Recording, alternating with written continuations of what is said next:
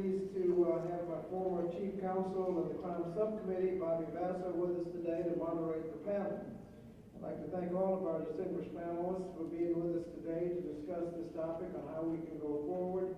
The work of experts today exposes the fact that if you are poor or a person of color, you are likely targeted by the criminal justice system that administers harsh punishment even for minor offenses.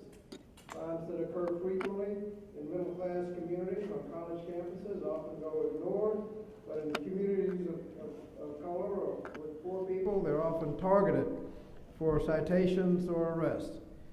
We can do better, but we have to choose between the slogans and the sound bites or real evidence-based reform. Unfortunately, we've been fixated for years on the slogans and sound bites. 23 years ago this month, we passed the Omnibus crime bill, the so-called Clinton crime bill. It had just about every slogan and soundbite that you can imagine. It had continued the slogan-based strategy that had mandatory minimums, including the despicable 100-to-1 crack powder cocaine disparity, truth in sentencing that abolished parole, zero tolerance, 3 strikes and you're out. And if you get them to rhyme, I guess it's even better. If you do the adult crime, you do the adult time.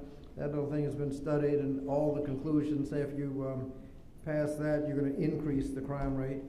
All of those decades of slogans and sound bites, a war on drugs and tough on crime, all that's gotten us is, since the 1980s, a 7-fold increase in prison population.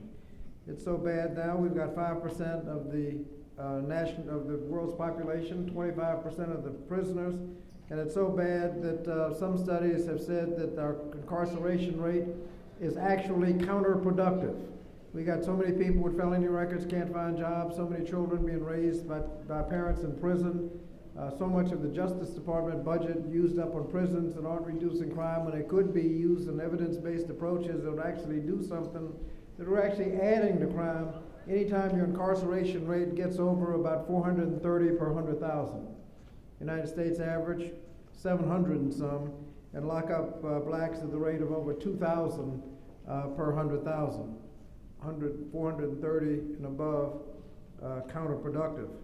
But we can change things and make a different choice, and there's a growing consensus that we make that new choice. 27 states have reformed their correction systems.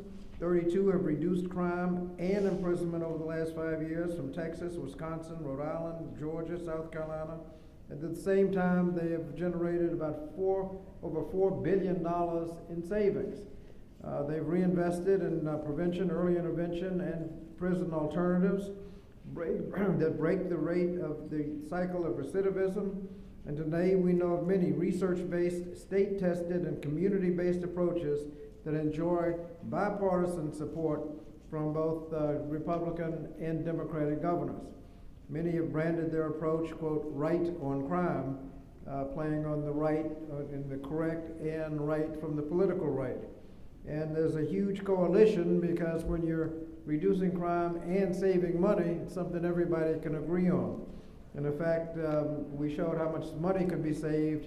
A few years ago, Texas was told, by the Appropriations Committee was told that they needed to come up with $2 billion, one state, $2 billion to deal with the growing prison population.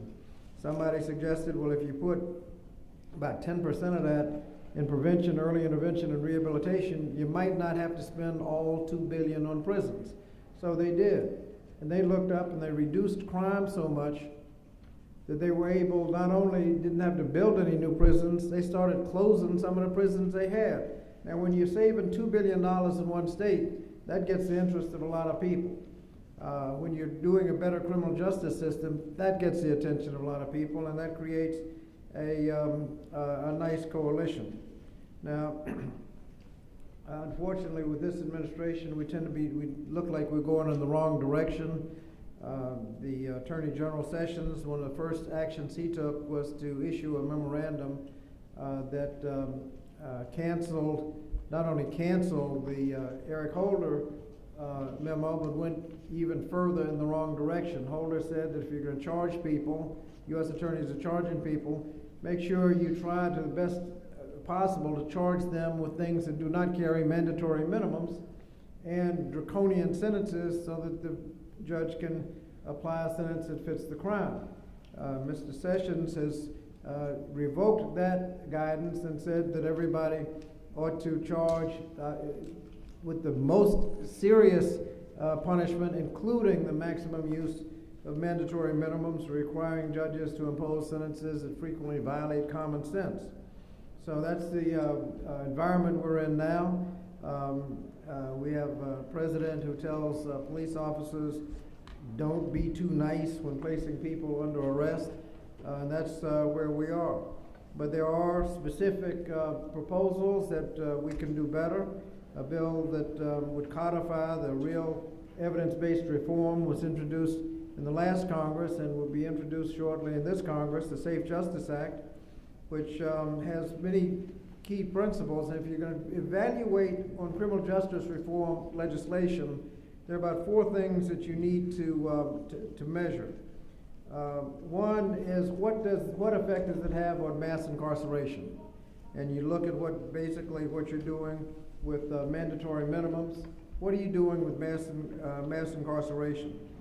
How are you dealing with drugs? Are you dealing with drugs as a public health situation or a criminal justice situation? You find now, since opioids have gotten all over the place, you don't hear the senators from West Virginia, Ohio, and New Hampshire talking about mandatory minimums. You're talking about health care and services. So how do you fight the war on drugs? What is the racial impact? Is there a racial disparity in your proposal? And finally, are you using evidence and research as your guiding light or slogans and sound bites? The Safe Justice Act was introduced about 2 years ago.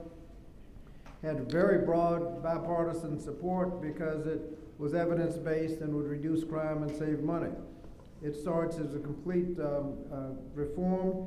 It put money into prevention and early intervention to reduce crimes before they could occur. They had money for police training. After you finish arguing about whose fault it is for all this police misconduct, the answer is going to be police training. If you don't have a lot of money for training, all that discussion and debate was a waste of time. It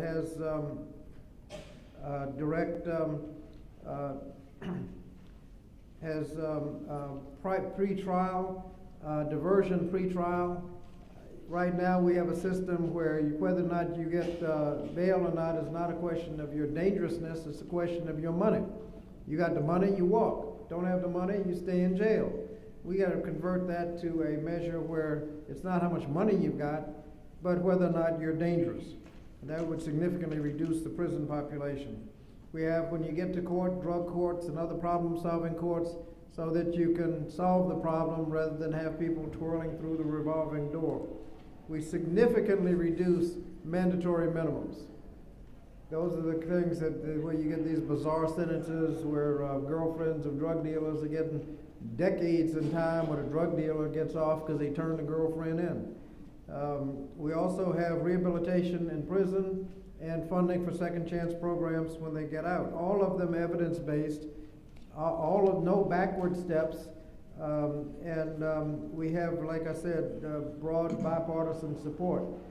All of the things that cost money, like the prevention programs, police training and all that, are paid for by diverting the money you save with mandatory minimums. So it's paid for, it has broad support, and if it doesn't get derailed with some people that just love mandatory minimums like they did the Safe Justice Act 2 years ago, we feel that we can make significant progress in criminal justice reform. Finally, let me just touch on juvenile justice. The House has passed a reauthorization of the Juvenile Justice and Delinquency Prevention Act. It maintains all of the protections for our juveniles, no backward steps in that area, and also includes funding for prevention and early intervention activities.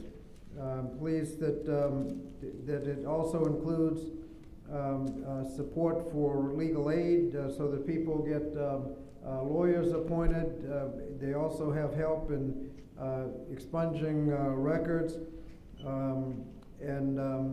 So if we can get it passed, we've gone a long way into making sure that research and evidence is part of the juvenile justice system. We've learned a lot since the last reauthorization, and we need to take advantage of it. With that said, I'm pleased to introduce the moderator for the program.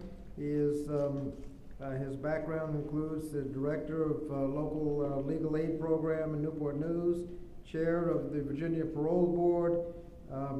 Briefly, he was secretary of the Department of Health and Human Services from 1993 to 1994.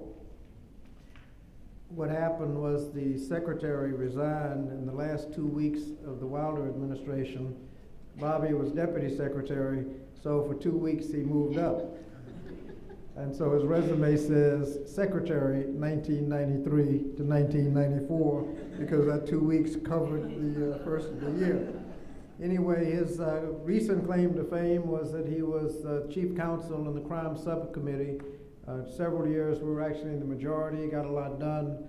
Most of the time we're on the defensive, making sure that as little bad stuff as possible took place. In the 4 years that I was chair of the subcommittee, not a single mandatory minimum got out of the Judiciary Committee, not one. And that's because of the good work of the chief counsel, who I'll now introduce, Bobby Vassar.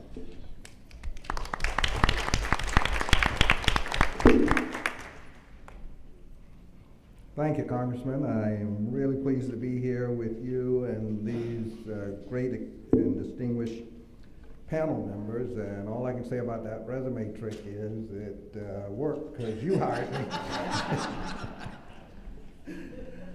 I want to thank you for continuing the fight for meaningful criminal justice reforms that will actually result in reducing mass incarceration. I have a few points I want to make. Unfortunately, working for you meant that you taught me all I know about criminal justice reform, and you used all the good points I was going to make. But I guess that shows you taught me well.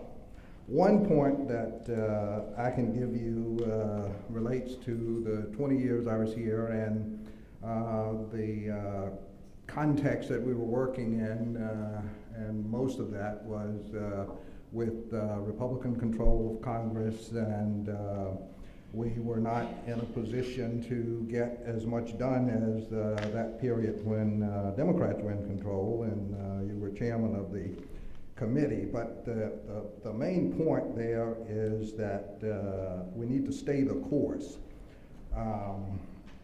We want to avoid getting too caught up in some of the allures out there. For example, there's the so-called balanced approach, where someone pushing for reforms teams up with someone actually opposed to reforms, with each getting something they want. However, what we often find with that approach is that when you add up the overall results, we're taking 2 steps forward and 2 or more steps backward on impacting mass incarceration. Cure ends up worse than the disease. We saw this with the infamous 94 crime bill that the Congressman mentioned, where many were so enthralled with the provisions authorizing billions of dollars in prevention funding that they were willing to accept 60 new death penalties, mandatory minimums, 3 strikes you're out, truth in sentencing, 13-year-olds treated as adults, and some of the other points the Congressman mentioned. Well, the billions in prevention authorizations were never appropriated, but all of the regressive penalties were adopted and implemented. So in working 20 years with the Congressman, the thing that I learned about criminal justice reform, especially meaningful reform, is you have to be prepared to stay the course and not compromise or balance away what you're working for. Compromise may prove necessary and helpful in making progress that you can make, but it should be the end result, not the goal.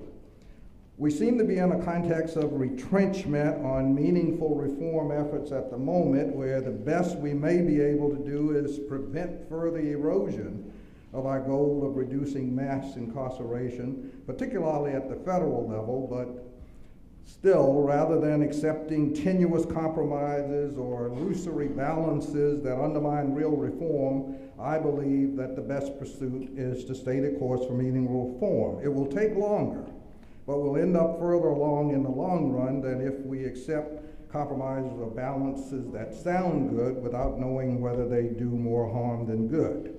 During most of the period I worked here, we were in this context of retrenchment, even when we had Democratic administrations, such as with the '94 crime bill, both the House and the Senate and the administration, but we still got that bill. However, despite the difficulties, we were able to achieve some major reforms, and I want to mention a few of the ones led by Congressman Scott. During the period, examples include the Juvenile Accountability Block Grant, which gave juvenile judges alternatives to the dilemma of imprisonment or probation for repetitive juvenile offenders. Another was the Prison Rape Elimination Act. One of the first things we insisted on for him to agree to be on that bill is that the name of the initially drafted legislation be changed from the Prison Rape Reduction Act to the Prison Rape Elimination Act. When we understood that while we understood that it wouldn't all be accomplished at once, reduction would be the process, but elimination had to be the goal. Another example is the Second Chance Act. We could have gotten a so-called balanced bill passed pretty quickly if we'd accepted poison pill religious discrimination provisions that opponents demanded, or measly authorization level, but the CBC pushed back and held out for a bill without such provisions and a significant funding level. One other example is, of course, the Fair Sentencing Act, which lowered the crack penalty disparity from 101 to 18 to 1. While 18 to 1 was a compromise on the 1-to-1 ratio we fought for, it was a resulting compromise, not a starting out compromise that likely would have resulted in less progress in the end. Now, it took 17 years to get that result. And all of the examples I gave took at least 3 Congresses to get enacted. So don't get caught up in this, we gotta get it now or we'll lose the opportunity. No, you gotta stay the course, keep working for meaningful criminal justice reform.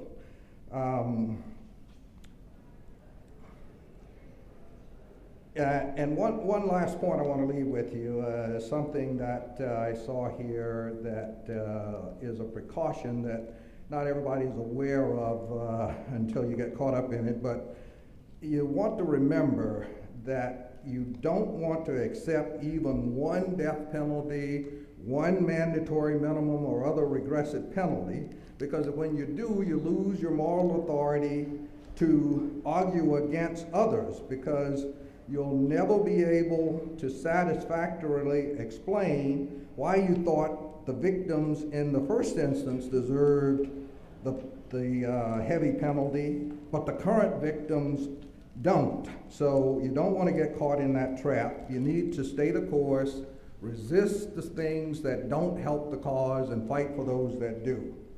So that's the point I wanted to leave with you, some of the points, and now I want to get to the real experts on our panel, and we're going to start with Professor Angela Davis. And I just have a few points here, so speakers should share with the audience any other relevant background points you think would be helpful for them to know.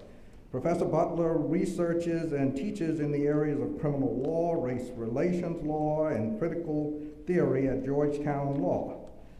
I apologize. I started reading a different background here, not looking at the right area. Professor Davis is a professor of law at American University. Ms. Davis is an expert in criminal law and procedure with a specific focus on prosecutorial power and racism in the criminal justice system. Ms. Davis previously served as director of the DC Public Defender Service, where she began as a staff attorney representing indigent juveniles and adults. And I am pleased to say that I have the great honor of serving with her on the Sentencing Project Board. So I'd like to have Ms. Davis come forth in just 1 second, and then I'll introduce each panelist briefly before they speak. One of the things I want the panelists to be aware of is this young man here in the front seat will have cue cards, and he will raise a card at 4 minutes and raise a card at 5 minutes, and then a dead stop at 7 minutes. So just want to give you that information so you'll know how it proceeds. So at this point, I'm pleased to ask Professor Davis to come forward. Thank you. No need to come forward. You can speak from right there. Okay, thank you. Can everyone hear me? Wonderful. Thank you so much, Bobby, for that introduction, and I want to especially thank Congressman Scott, both for having me here today and more importantly for all of your work all of these years. You have been the leading voice on progressive criminal justice reform in the United States Congress, and I so appreciate your work and your continued work in this field. It's so needed.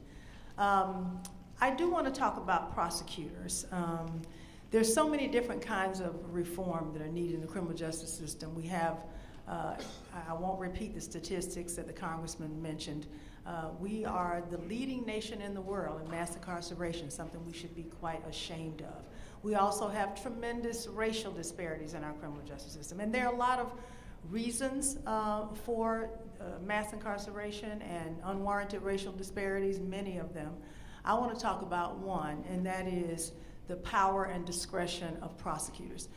There's a lot of focus, and rightly so, on police officers because we know all too well, especially in these past few years, all the attention that's been on all these horrible killings of unarmed young black men and boys. And so we must pay attention to police officers and the great power and discretion they have on the street to stop and harass and even kill black and brown men and women.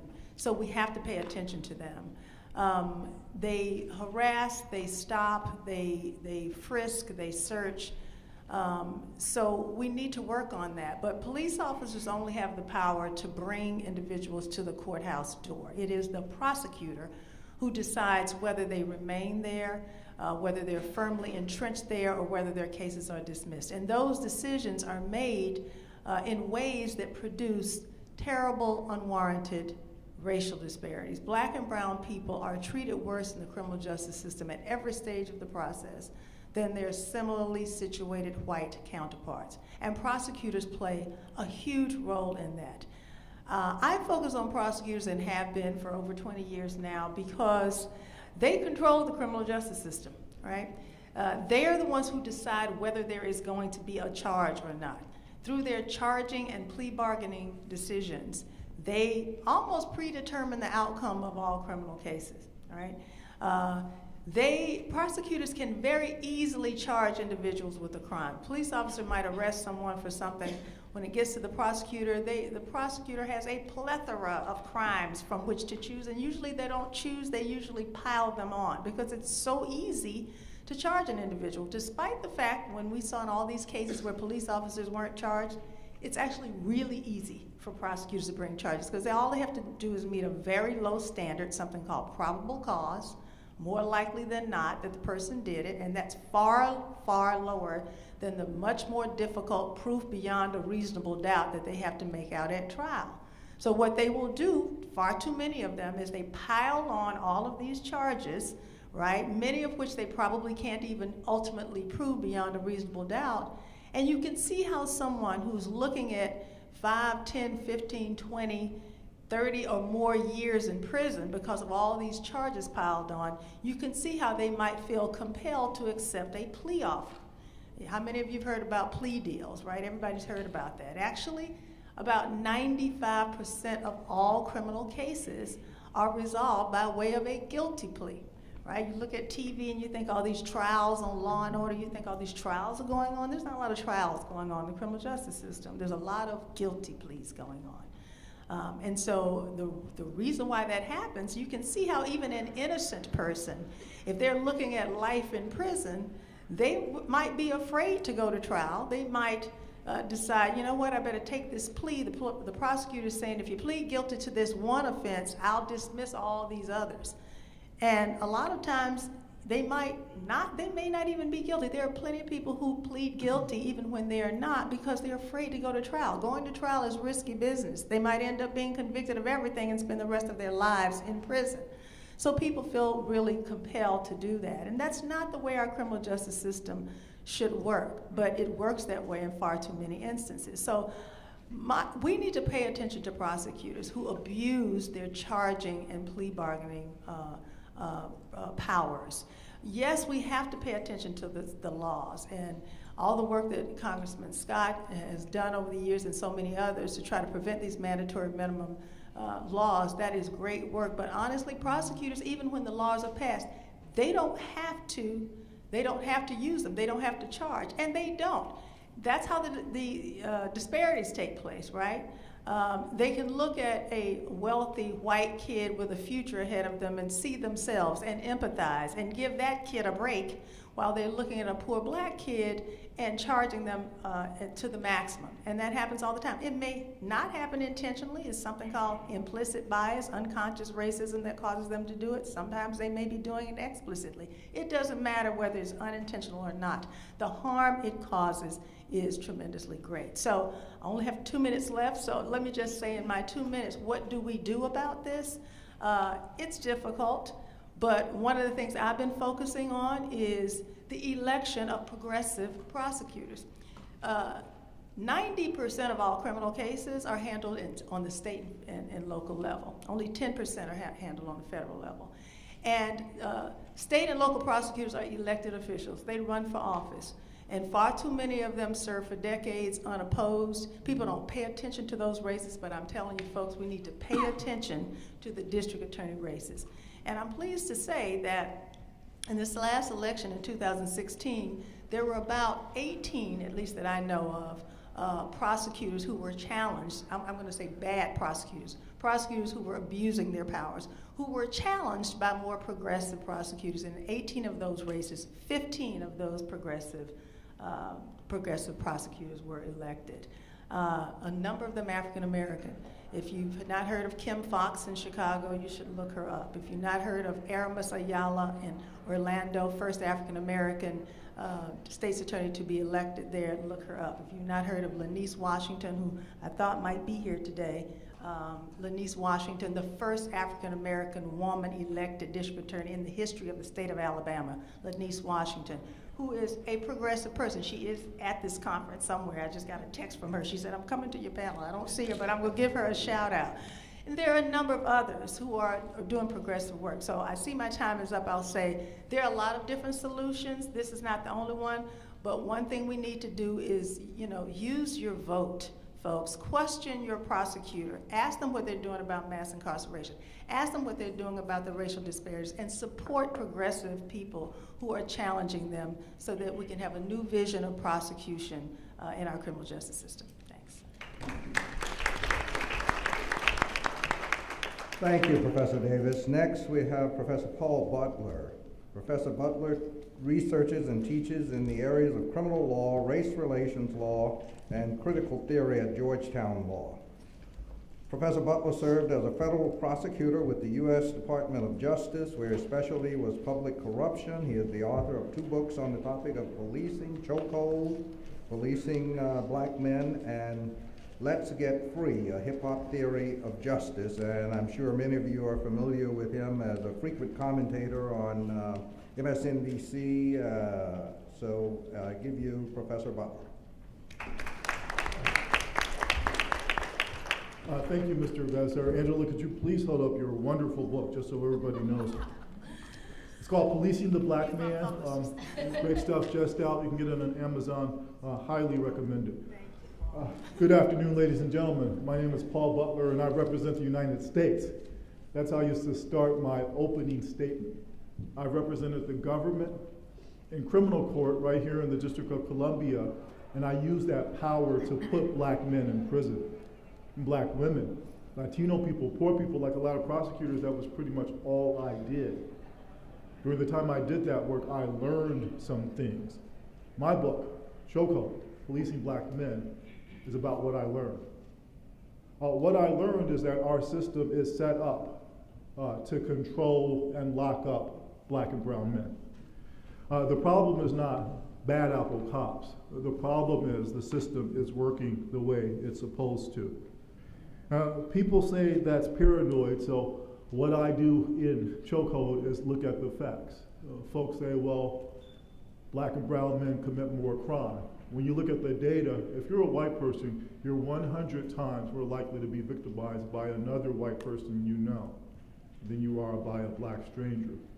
So it's not about public safety, it's about controlling black and brown men. People say again, well, how do you know? I say, look at how the law works. Some of the laws that I point out in Chokehold will blow your mind. For example, the Supreme Court has a case that says that if you're mentally deficient, you cannot be executed. You have too low an IQ, they can't put you to death because you don't know what you're being put to death for. So the way that they test is by IQ. In several states, you're not going to believe this, when black people take the test, they add 10 or 15 points to the IQ on the grounds that the test discriminated against black people. 10 or 15 points, so that bumps them up to where they can be executed. So again, I'm not making it up when I say the system is out to get African American men. Every time the Department of Justice does a report, it finds that the police humiliate, shoot, arrest, stop and frisk us more as policy. Not because it's, again, rogue cops, but because that's what they're trained to do. That's what you call police work. Please read the Ferguson report. Thank you, Vanita Gupta, for that. It is the defining cultural artifact of our time. When they look back and say, what was it like to be alive in 2017, they're going to point to the Ferguson report. This amazing synthesis of data and stories. The data, mind-blowing, every time the Ferguson police used a dog, they used it against a black person. The stories are even more heartbreaking. Mike chilling out in his car after playing basketball at a park. Police roll up for no reason, think he's up to no good. They say, can we look in your car? He says no, citing his constitutional rights. They say, show us some ID. And his ID says his name is Michael. They say you're under arrest for filing false information to the police, because he said his name was Mike. They also cited him for not wearing a seatbelt. He was sitting in a parked car. Even more heartbreaking, the story in the Ferguson report. She called the police because he had beat her up. By the time the police got there, he was gone. Police look around the house, say, well, does he live here? She says, yes, he does. They say you're under arrest for occupancy permit violation. When that happened to another woman in Ferguson, she said she would never call the police again. She didn't care if she was being killed. So I don't think we can just think about reform. I think we have to think about transformation. I don't think we can think about improving our system, as broke as it is. I think we have to think about disrupting it. And so what does that mean? One thing it means is that we have to understand that we are not only disproportionately targeted for drug crimes, we're also disproportionately targeted for all crimes, including crimes of violence. So if we didn't lock up one person for a drug crime, the United States would still have the highest rate of incarceration in the history of the world, and black people would still be disproportionately there. So one thing we have to start doing is to understand that when people cause harm, the same concerns we've identified about people who are arrested for drug offenses, the same things are true. They're selective, selectively arrested if you're black or brown, selectively prosecuted. And a lot of the understanding that we have from people like Congressman Scott about the way to deal with the drug issue is exactly the same when people cause harm. That is, right now, it's a criminal issue only. We need to start thinking of it as a public health issue, the reasons why people cause harm. The sentences are too long, even when people should be separated. They don't need to be locked up that long. And treatment, not punishment. And again, we need to do that because it's the right thing to do. A lot of people understand that who come from communities where they're at risk for harm, that locking them up, that's not the best way to solve the problem. When I was a prosecutor, we had an expression, any given Sunday. Any given Sunday, that guy who was our defendant for a violent crime, the next day he could be a victim. The day after that, he could be a witness. And so in closing, I want to be the ACAT professor who gives us a vision, because we have brilliant legislatures on this panel, brilliant people who know how to do reform. So the reform I recommend in chokehold, just two simple things to make the police act better. Half of cops should be women, and cops should be required to have college degrees. That go a long way towards reducing the kinds of violence and aggression and, frankly, racism that we see among cops. But the vision thing, without a vision, the people will perish. The vision, ladies and gentlemen, should be abolition. When we think about all of the struggles for racial justice, they've all been struggles for abolition. Abolition of slavery, abolition of the old Jim Crow. In chokehold, I recommend abolition of the new Jim Crow. That means getting rid of prisons. It doesn't mean tomorrow we open all the doors to the prison, but it means we ask, what is it that we hope prisons do? And what we hope they do is to keep us safe from people who would do us harm, and to make people accountable when they've caused harm. A lot of us know prison doesn't do either one of those very well. So in chokehold, I tell great stories about communities where people are scared to call the police, but they also don't want to be harmed. So they're working it out in ways that don't involve calling someone with a badge and a gun. Sometimes you got to do that. A lot of times you don't. Chokehold has a vision for what a world will look like where we don't treat people by locking them up in a cage. Thank you. I want to put in a quick commercial. I have a 3.5-hour drive back and forth, and I listen to a lot of books on tape. I've listened to Chokehold. I'll recommend it. And Policing the Black Man, I just found out, is on audible.com, and I just bought it. Thank you, Congressman. Yeah. And thank you, Professor Butler, and thank you for mentioning Professor Davis's book and also the report produced by Vanita. Again, I invite you all to mention things that are not here in your background, the script that I have. Next is Vanita Gupta, President and CEO of the Leadership Conference on Civil and Human Rights. Vanita is an experienced civil rights leader who previously served as Principal Deputy Assistant Attorney General and Head of the U.S. Department of Justice's Civil Rights Division. I give you Ms. Gupta.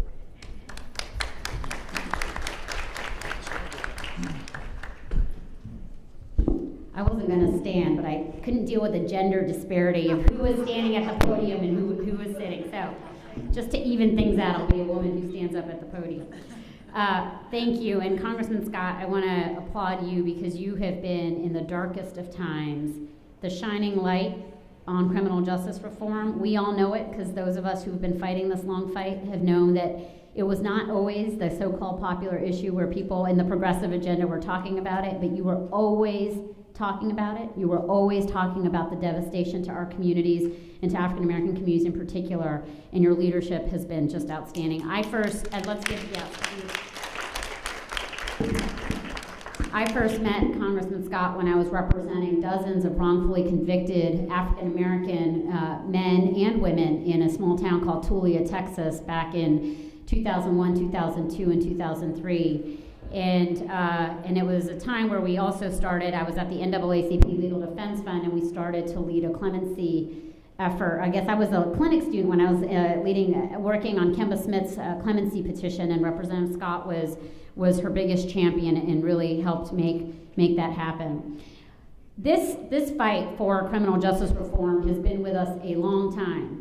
But in the reality, there were for a very long time too few civil rights groups that were championing the cause of criminal justice reform. In fact, a lot of this was happening, as Congressman Scott acknowledged, on Democrats' watch.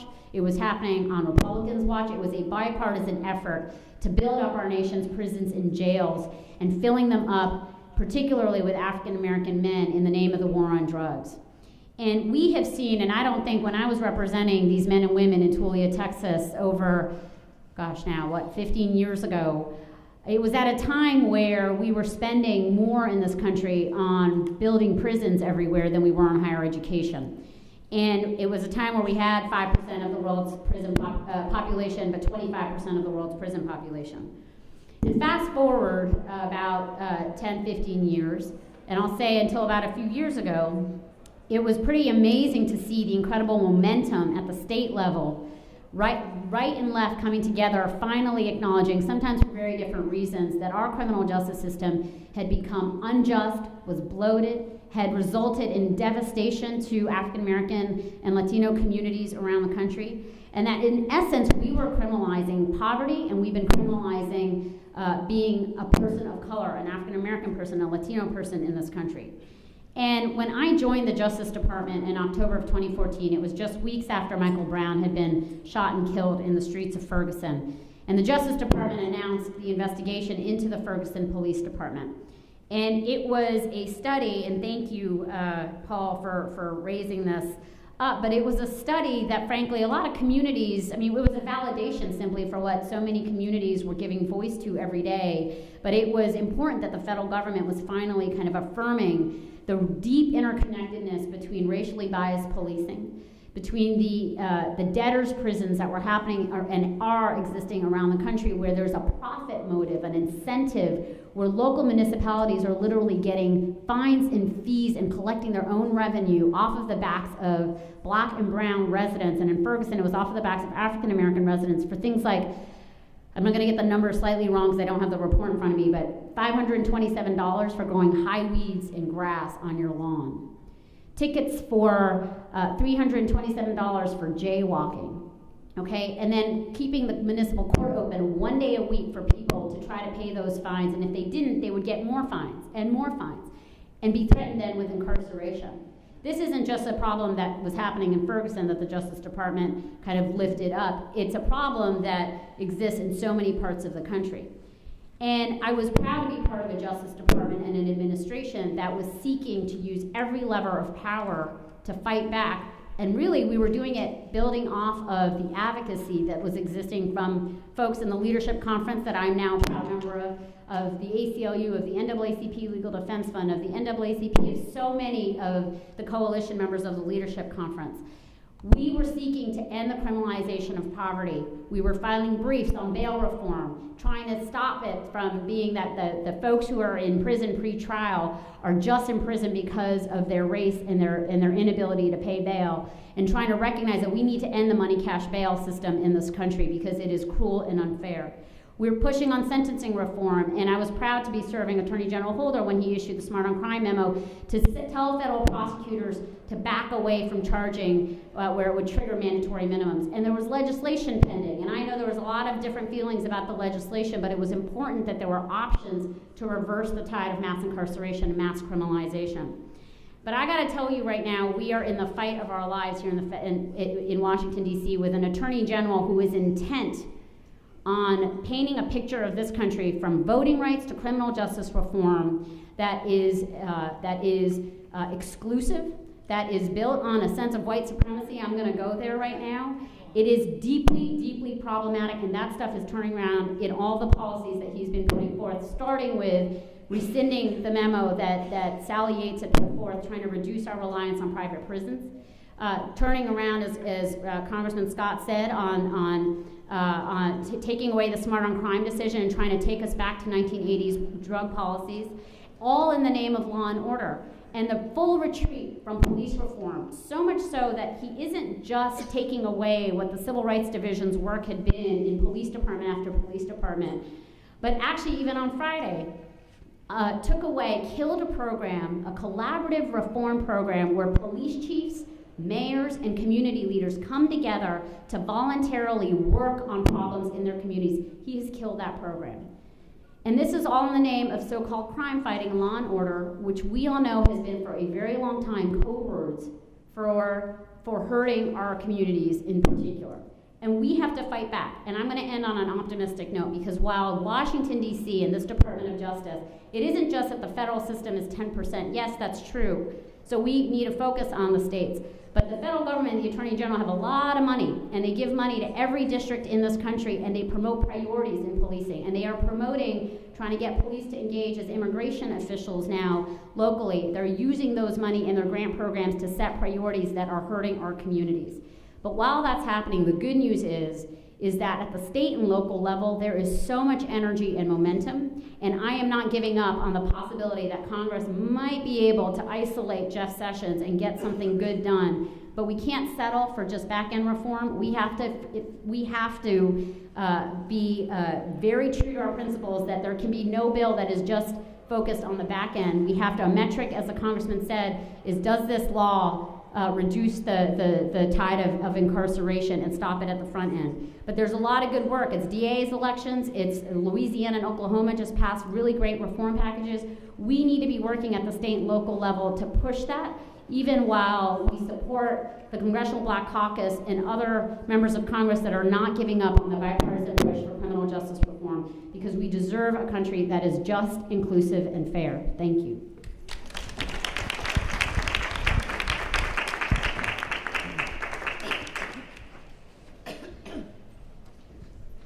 Thank you, Benita. Next is Professor Shan Hopwood. He is an associate professor of law at Georgetown with a focus on criminal law and procedure, civil rights, and the constitutional rights of prisoners. Professor Hopwood has drawn on his experience as a formerly incarcerated individual to inform his quest for justice for others. Professor Hopwood. Thank you. Thank you for having me. I too want to thank Representative Scott. Before I became a lawyer and a law professor, I had a different career. I was a bank robber, and I spent almost 11 years in federal prison, and I can tell you very few things brought federal prisoners more hope than a brand new Bobby Scott bill.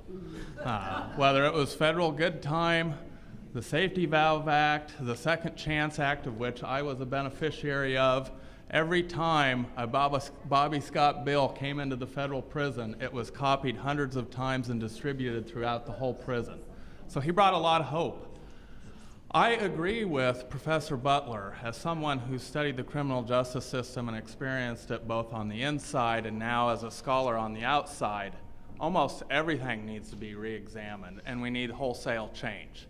I'm going to start with the thought that for the first couple hundred years of the federal government's history in this country, there were a couple hundred federal criminal statutes. These were 400 or 500 bank robbery, theft, selling of drugs, and what have you. And then once the 70s hit, it exploded. I recently gave a talk at Congress where I asked 20 members of Congress, do you have any idea how many federal statutes and regulations contain criminal penalties? And one of them said, well, we tend to pass a few of those, so I'll say a couple hundred. The Heritage Foundation tried to get an accurate count a few years ago, and the problem was every time they try to get an accurate count, Congress passes more and more of these. There are over 5,000 statutes and regulations that could put you in prison or in jail. That's problematic for a host of reasons, not the least of which, when you criminalize everything, you don't decide much, and you give all of that discretion to federal prosecutors. So when Congress passes one of these bills, what is in the United States Code is not the law. What your local prosecutor chooses to enforce is the law, because there's no way they could enforce all 5,000 of those criminal penalties. It's hard to imagine 5,000 things that you could do wrong that should get you put in jail or prison, isn't it? And I don't think most Americans realize that most of you are federal felons, including, I could tell you, the last 3 presidents of the United States, all of who admitted to using illegal drugs and at some point possessed a firearm. All 3 of them should have been exposed to 0 to 10 years of imprisonment. So we have a huge problem with way too much criminal law, way too much discretion to prosecutors, and that's borne out in our sentencing practices. The question is, who do we want to sentence in this country? Prosecutors who are investigating the crime and have a vested interest in prosecuting people as harshly as they can, or judges who are kind of protected from that, especially federal judges, because they have life tenure and because they receive pre-sentence investigations reports, and so they have a lot more information on people when it comes to sentencing than federal prosecutors do.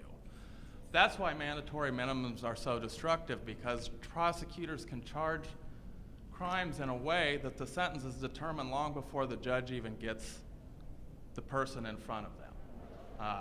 We talked about earlier the Holder memo that Attorney General Sessions has overruled. Had I been sentenced under the Holder memo, instead of a sentence of 12 years and 3 months of imprisonment, I would have received a sentence of 92 years and 3 months of imprisonment. Even though I was a first-time offender, I would have never been released from federal prison, ever. We tend to think, and the Attorney General says this, that if we impose long sentences on people, it deters everyone else.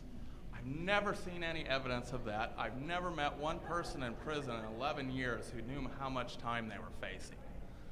The people that commit crimes are largely people that have drug addiction, alcohol addiction, mental health illness, impulse control issues, or they're young and stupid, especially young and stupid young men. These are not the people that rationally weigh out the consequences. But even if they were, think about what they would have to do to be deterred by a long sentence. They'd have to find one of those 5,000 federal crimes, look at what the statutory minimum and maximum is. That wouldn't even tell them. They'd then have to go to a 500-page sentencing guideline manual that, guess what? Judges and lawyers misapply every day in federal court. And to think that anyone actually does that and weighs that out before they commit a crime is preposterous.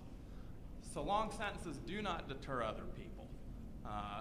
But that's the primary rationale of why we continue to impose mandatory minimums and harsh sentences. Then we sentence people to decades of imprisonment, and we put them in prison and give them very few programs. I saw very few programs when I was in federal prison. They'll give you the GED program, but outside of that, that's about it. You take a person and put them in prison for 10 years, give them no job training, no job skills, and then kick them to the outside world, and we expect a miracle to happen. And then when it doesn't, we say, oh, that individual, they weren't able to be redeemed. They were evil. They were beyond redemption. But if the reason they weren't able to get on their feet wasn't because of them, but because of the circumstances they're under, that says more about our system than it does them as individuals. I tell you that most of the people I saw in federal prison had the ability to come out, be law-abiding citizens, productive citizens. There's a tremendous amount of talent wasted in federal prison, in our state prisons. Most of these people could get on their feet if they were given just a few resources on the outside. When I got out of prison, I had never been on the internet, never seen an iPad, an iPod, or an iPhone. One of the places I applied to said, Sean, send us a PDF of this reference letter you have from this lawyer. I didn't know what a PDF was, and you know what? No one else in the halfway house did either. That one little hiccup could have cost me a job, and I tell you, if I don't get that job, I'm not sitting here today. And so we tend to think we should not be giving anything to anyone that commits crimes, but that is awfully short-sighted, considering if you spend a little bit of money on the front end, you're going to save a whole lot of money on the back end by not having to reincarcerate people time and time and time again. And so almost everything we do in the criminal justice system needs to be re-examined, in part because it doesn't match up with how human beings actually behave. And that's what I see as one of the biggest problems with the criminal justice system. Thank you.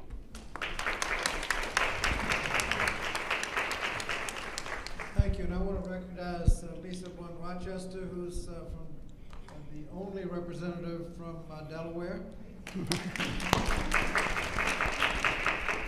and make a quick comment about the deterrence. Under the old 100-to-1 disparity, you could get 5 years mandatory minimum for a little bit, for a weekend's worth of crack. You could need 100 times more to get the 5 years mandatory for powder. Okay. While that was going on, how many people did you say, well, I don't use the crack anymore, I stick to the powder? How much more, when you can get probation for a weekend's worth of powder, 5 years mandatory for crack, and that doesn't alter your behavior, how much more time would you have to lay on somebody before you would have a deterrent effect? The fact is, as Shan just said, most people learn about the penalties in the code after they've been arrested. There is no deterrent effect. Our next speaker is Chief Harry Tarrant. Chief Tarrant served as president of the National Organization of Black Law Enforcement Executives. He is currently the assistant chief of the Seattle Police Department in Seattle, Washington. Chief Tarrant. Thank you. So I'm the only non-lawyer up here, so that's my disclaimer right there up front. But I am them. More often than not, when I speak to groups, I'm them. So when I'm speaking to Black Lives Matter and we're talking about the police, I'm them. When I'm talking amongst my law enforcement colleagues and we're talking about fighting crime and going into black neighborhoods, I'm them. So I get to have a foot in on both sides of this conversation. But speaking more focused on criminal justice reform, I will tell you that the 2015 task force report that was put out by President Obama was a refreshing document for law enforcement and probably the most seminal work done on reviewing law enforcement since the Warren Commission, which was then superseded by the 1994 crime bill. We transitioned into a new administration recently, and there was a conversation about rewriting the national law enforcement strategy, and that task was farmed out. So representing NOBLE, which is the National Organization of Black Law Enforcement Executives, and an organization that was founded specifically on looking at urban crime, particularly in African American communities and communities of color, and more importantly, how law enforcement was being done, and more importantly at that point being the representative for that organization, it was my obligation to make sure we had an opportunity to have a conversation with not only the current president, but also the current attorney general. And so our pushback on that was, no, we wanted to make sure that we were part of that conversation. And that task was supposed to have been completed by the 1st of May of this year. And one of the initial premises going into that conversation was there is no racism in policing. So I had to kind of back that conversation up, not only for my colleagues in the room, but also for a number of the folks that were part of the new administration, and just talk about American history. But part of that history, in terms of enforcing the law, was most cops, again, are not lawyers and don't write laws. But the expectation is that we enforce laws that are absolutely intended to oppress certain communities. So after having that conversation about segregation, I then pointed to two recent statements made by police chiefs. One made by Terry Cunningham, who was the chief of police in Wellesley and at the time the president of IACP and is now retired, was he stood up in front of 17,000 police command level executives and apologized for the historical role law enforcement played in racism and oppressing communities of color. A few months after that, Lou Dekmar, who was the police chief in LaGrange, Georgia, reopened a 40-year-old case of a lynching and then stood up after that and admitted that the officers in his department back then were complicit and allowing folks to go into the jail, pull someone out, and then lynch them. And so that's kind of where we are in American policing, and we're moving forward. How that applies to the criminal justice system is, first and foremost, we being Noble continue to push back, not only against this administration and the shift backwards, but more importantly, we push back against the narrative that policing is strictly an enforcement role. The 21st century the 24th century policing document was an absolute roadmap for a variety of police chiefs in communities around the country. I was asked to speak in front of the Senate and then the House on the issue of policing going forward under this administration. And I will tell you that, and as Vinita said, there are so many police chiefs and police departments and sheriff's departments that have turned a corner and believe that there is a need for the police departments in this country to lead criminal justice reform, understanding that policing is only a small component of the criminal justice system. But there is an understanding amongst most major city chiefs and several others around the country that we have that initial contact that either puts you on that road to prison or into the system. So a couple of things that are occurring real quickly here. We looked at truancy. What we found was a disparity in truancy. What we found were you had kids who had parents that had access and the capability to pick them up if they were contacted by the police on the side of the road, and then you had kids who had parents who could not get away from work or didn't have transportation and come get those kids. So those kids, by default, were put into detention. And we know the statistics around putting kids into detention and what that means downstream. One of the other programs that we've done on the adult side, and it's very similar, is alternatives to not only detention for youth, but detention or incarceration for adults. So if there's an opportunity to look at somebody who's a drug abuser and put them into a treatment program prior to an arrest and or putting them in jail, that's the avenue we're looking at now. And and in Seattle, we're actually having some pretty decent success behind that. Because again, we know the same applies both for adults as well as youth, and that is, once you're in the system, the probability of a long-term relationship with the system exists. And so I want to make sure that there's plenty of opportunity for questions, and I'll close out by saying this. Yesterday, I did a presentation at the Heritage Foundation, made some statements, got off the podium, and was asked to go over to the Justice Department this morning for a conversation with the Deputy Attorney General. And that's what Noble does. We're not letting anybody off the hook when it comes to policing in communities of color.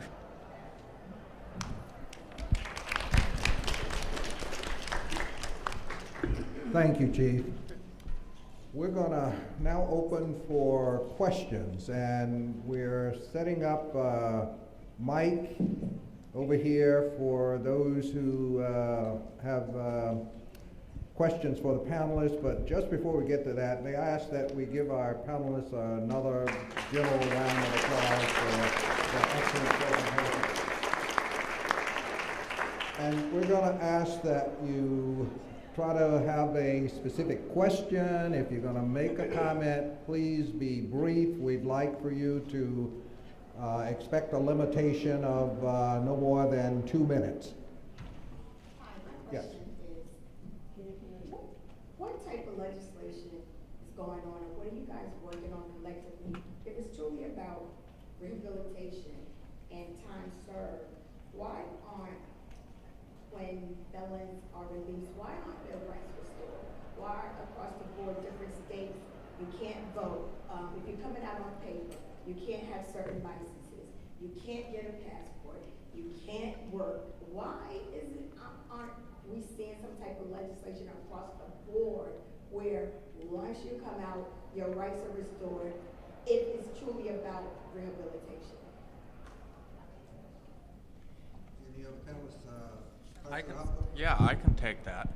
Well, the problem is, on the federal level, we think of American criminal justice system as one whole, but it's actually 51 justice systems. So even if Congress passed a bill restoring some of the rights, most of those have to come at the state level. And so we have to convince each state by state to realize that it's counterproductive to freeze people coming out of prison out of all of these professions. There are over 4,000 to 5,000 collateral consequences of convictions once you have that felony label and stigma on you. You can be discriminated against legally in housing, education, voting rights, just about everything that you can think about, you can be legally discriminated against once you have that felony, including getting a law license. I had a friend recently who was denied by the Connecticut Bar Association. He's 38, he graduated from Yale Law School, he's in the PhD program at Yale, African-American man, and they said that he could not get in right away because of a conviction he had when he was 16. Does anybody think 16-year-olds have the character and fitness necessary to practice law? Of course not. It's the same reason I wouldn't punish my 7-year-old for the time he smacked his sister for the rest of his life. But that's what we tend to do in this country. And before I end, I would just like to, I often think we don't celebrate enough success stories. We've got a really great person in the audience, his name Norman Brown, who does a lot of work in the community, had a life sentence, and his sentence was commuted by President Obama just a few years ago. Norman, stand up for us.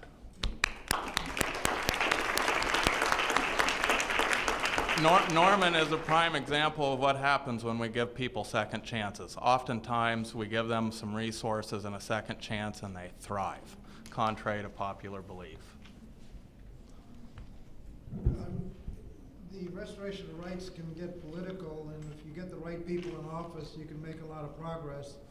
The governor of Virginia, Terry McAuliffe, signed about a year and a half ago a proclamation that essentially restored everybody's rights right off the bat. If you'd served 2 years, if you'd been 2 years without 2 or 3 years without any problems, your rights were restored en masse.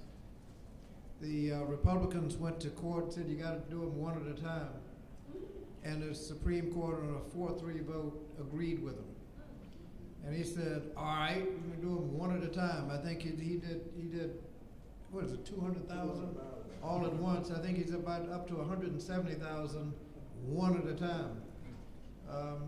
That restores their rights, eliminates the barriers to all of the what they call collateral consequences of a conviction.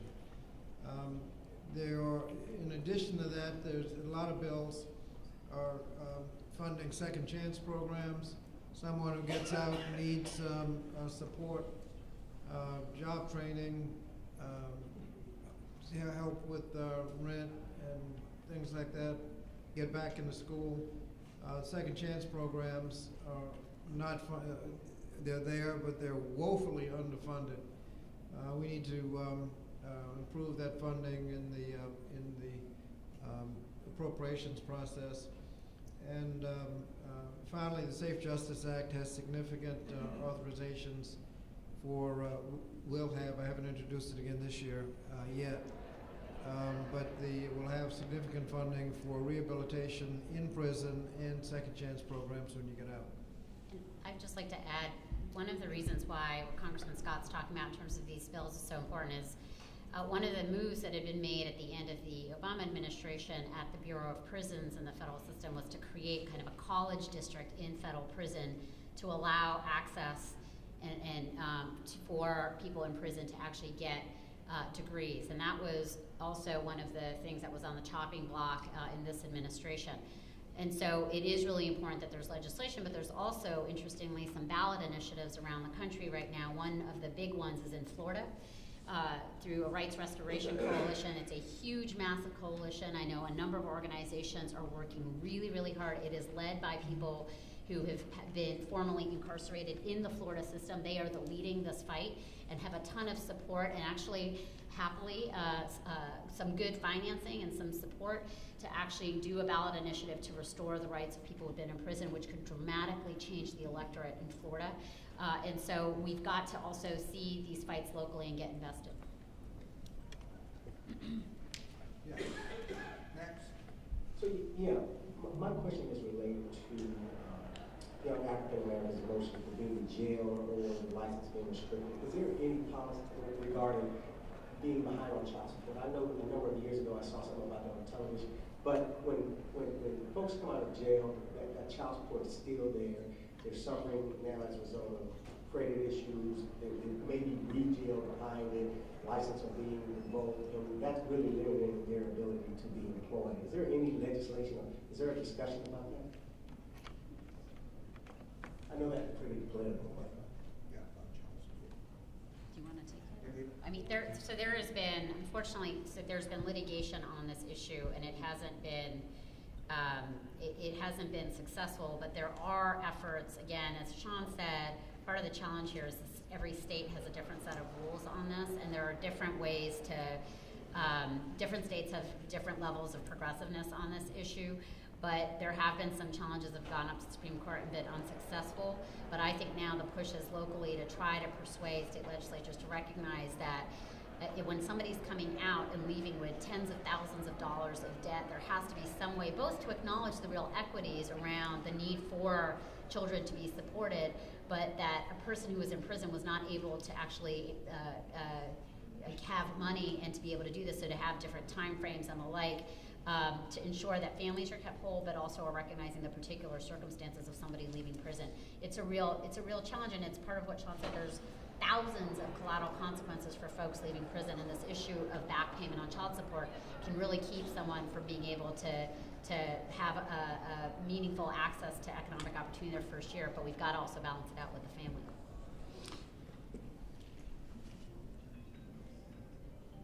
Hi, I'm Pam Queen, one of the state delegates from Maryland. I serve on judiciary. One of the questions I have is, how can we get, maybe for the chief, to get the FOP to support some of this progressive legislation? I mean, we here in Maryland, Baltimore City is under a DOJ consent decree, and we've been trying in the legislature to get some progressive legislation with training or de-escalation processes with civilians on boards, reviews, mandatory cameras. We even had a bill that was probably supported by the FOP to do a Blue Lives Matter, even though we've never in Maryland had any law enforcement person in recent years being attacked or killed just because they were a policeman. What can we do to crack the FOP? The FOP plays two different roles. In some states, they're actually a bargaining organization or bargaining unit, but by and large, they're a fraternal organization. They've got about 300,000 members.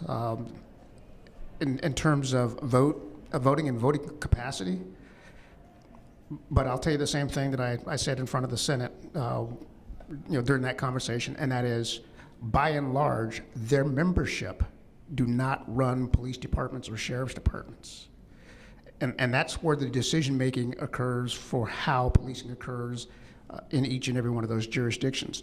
So, how to get the FOP on board with reform? And I will tell you that they sit at the table at most of those conversations, the same, around the same table that I do with the administration. But the way to get them on board is the National Criminal Justice Commission. And Noble supports the creation of a National Criminal Justice Commission to literally set standards for all police departments and police officers around the country.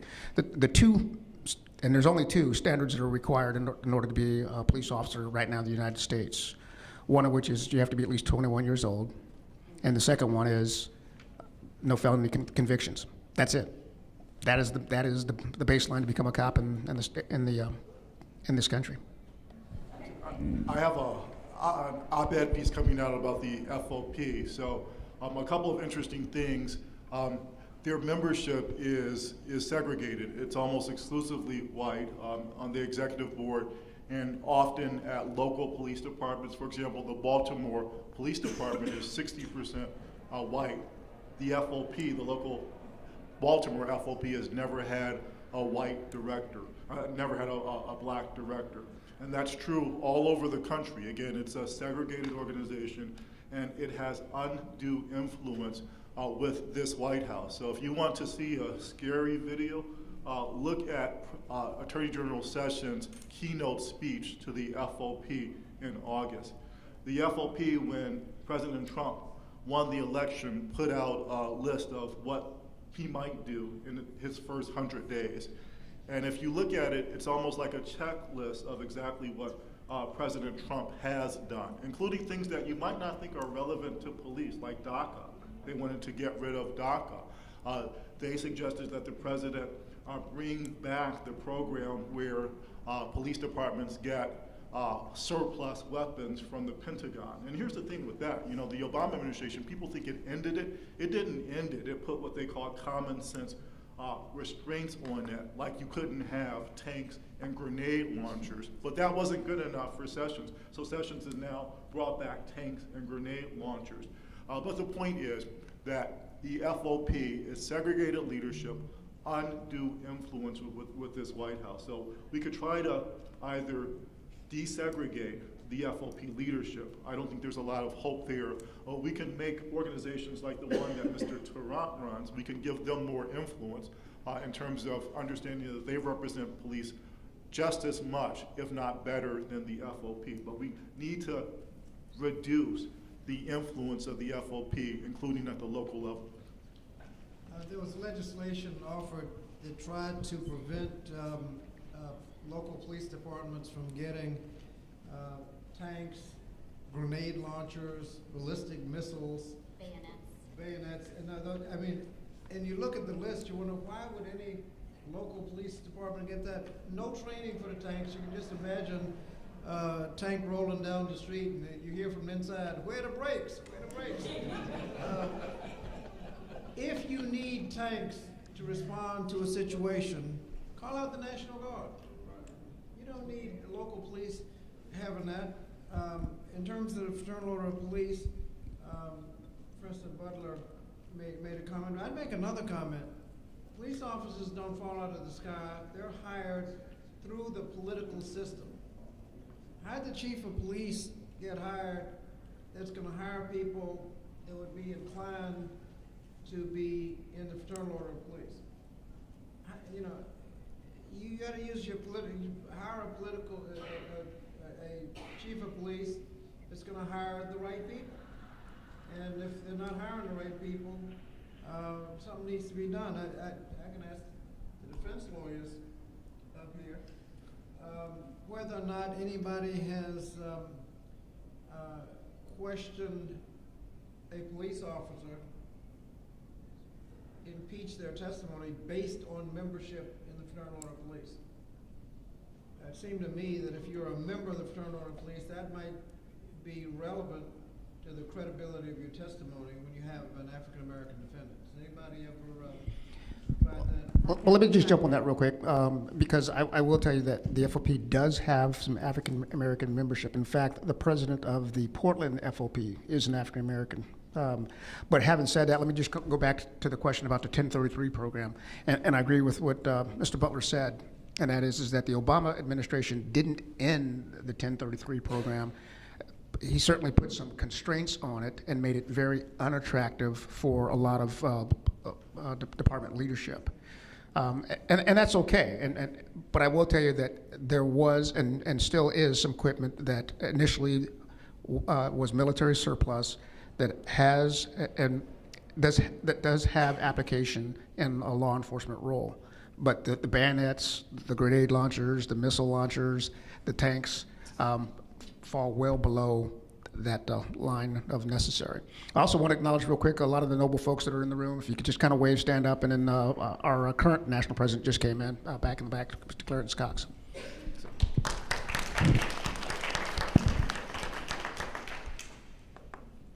Next question. Hi, I have a question about philanthropy and its role in helping get reform passed. And by philanthropy, I'm speaking to foundations that are corporate, private, family foundations. Well, I'd like to speak on one philanthropist who certainly played a very significant role in what I was speaking about earlier, which was the election of progressive prosecutors. So George Soros, most of y'all know who George Soros is?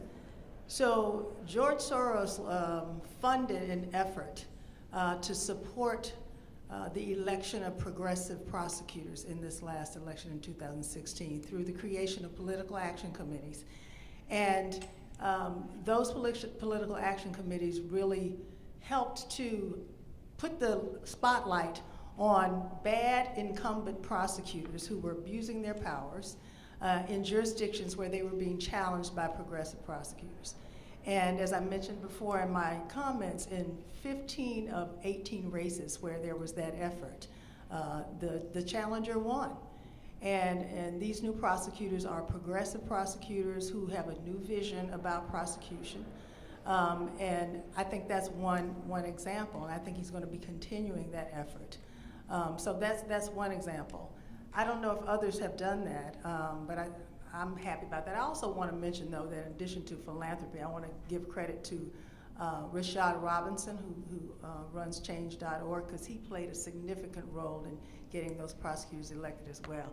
And while I have the mic, I don't think that she was one of these prosecutors where the funding was there, but I mentioned in my earlier comments that there were a number of progressive prosecutors who were elected in 2016, and one that I mentioned was the Honorable Lenise Washington, and she's in the room now, the first African-American woman district attorney in the state of Alabama. So Lenise, please stand up and be acknowledged. She's the one who is trying to do this differently and do it in a progressive way, so I appreciate you. I'd like to add one footnote to this, which is I think philanthropy can make a huge difference right now on encouraging and supporting organizations that are trying, especially law enforcement organizations that are trying to promote progressive policing, are still hewing to the 21st Century Policing Task Force, are adopting or promoting the kinds of programs and measures that came out of the Justice Department when it cared about police reform. And so I would think about strategic. It means, though, that the philanthropist needs to be engaged in the program for that policing association, but obviously Noble is keeping the lights on reform. There are programs that I know the International Association of Chiefs of Police would be encouraged to do or to continue because they are getting funded to do it, and that puts a certain amount of pressure. And to work with community groups locally to see those kinds of things done, I think is a huge incentive for the kinds of appropriate reform efforts that happen locally. And that's where philanthropy can play a huge difference in filling the void. Thank you. Next question. Good afternoon. I work with a progressive Black women's organization in New Orleans, Louisiana. I'm also a former public defender in New Orleans, Louisiana, and I was part of the task force that worked with the Pew organization to get the Criminal Justice Task Force bill package passed, which was circumvented in a lot of ways by the District Attorney's Office in Louisiana. But one of the things that made that task force successful in the passing of that legislation successful is that marginalized groups were not left out of the conversation. And oftentimes when we talk about criminal justice reform, the issues of marginalized communities, women, trans women, and there's this whole correlation between sex work and trafficking. There's actually going to be the new drug trafficking if we're not paying attention to what's happening to our women, especially our Black women in this country. And so my question is, where do these marginalized communities play a role in the issues that are specific to them? Where do they play a role in the legislation that you're trying to pass federally? What we've done, a lot of the decisions that you're talking about, like on police training, it's going to, what we do is provide money for police training. The debate is still going on as to whose fault it is and what needs to be done. But when you get to the end of the debate, training is going to be necessary. If you don't have any money, you've just wasted your time altogether. So that's the strategy in the Safe Justice Act. But just the normal political process is important because marginal groups really need to step up. I mean, when you talk about prosecutors, they don't fall out of the sky. You have to elect them. If you elect the wrong people as prosecutors, you're going to have wrong decisions being made by the prosecutors. When police, you elect the right people to city council and as mayor, and the mayor of Newport News, Virginia, is right here. He's picking a chief of police right now, so he has to do the right thing. And judges don't fall out of the sky. They're elected. And when you let the political process go by, I know in Chicago there was a dissatisfaction with the local prosecutor, didn't bring charges when I think most people felt the charges should have been brought, and they dealt with that situation by throwing her out of office. So I think groups ought not wait to be invited. They need to express themselves in the normal political process. And I've, in terms of safe justice, I've tried to do outreach and bring the groups in to talk about what needs to be in the legislation. And just really quickly, marginalized groups are also real leaders in terms of a vision for what a world where we didn't rely so much on police and prosecutors to solve problems. And so, for example, transgender women are often targeted by police officers, but they're also targeted by people who want to do them harm. So they need some kind of intervention to keep them safe. At the same time, they have concerns about calling the police. And so these folks are working it out. We see the same thing with battered women, women of color who are abused by men. They need somebody to help them. They understand, though, that calling the police often makes things worse, not better. And so they're also working out ways to be safe, to be fair, that don't involve locking people up. So in these issues, they're real leaders. They're not only victims. One of the most frustrating things for me is the day after the election, we had 130,000 people show up for a protest. And this is after the election. And it was a peaceful protest. And I had the opportunity to actually engage a lot of folks that were in those groups as they were marching and stomping their feet. And my question to them was, well, who did you vote for? And I will tell you, by and large, of that 130,000 folks, now I didn't talk to all 130, but the ones I talked to said that they didn't vote because they didn't like the choices. You voted. If you don't vote, you vote. Thank you. Some of our panelists have to leave pretty quickly for participation in other sessions, but I'd like to close us out by calling on Congressman Scott for a few closing remarks. Thank you all. I want to thank our panelists for coming. The title of this session is Sound Bites and Slogans or Real Reform. And we know that if you use an evidence-based approach, you can make real reform and you can get a nice coalition. When you're stuck with slogans and sound bites, it's all tough on crime. That's how we got the bloated prison system we've got. There's a lot of research on what works and what doesn't work, and that's what we need to make sure we get in the legislation. And I want to express my appreciation for the thoughtful comments made by our panelists. Thank our moderator for his good work, not only today, but throughout his career in criminal justice, and thank everyone for coming. Thank you. Thank you.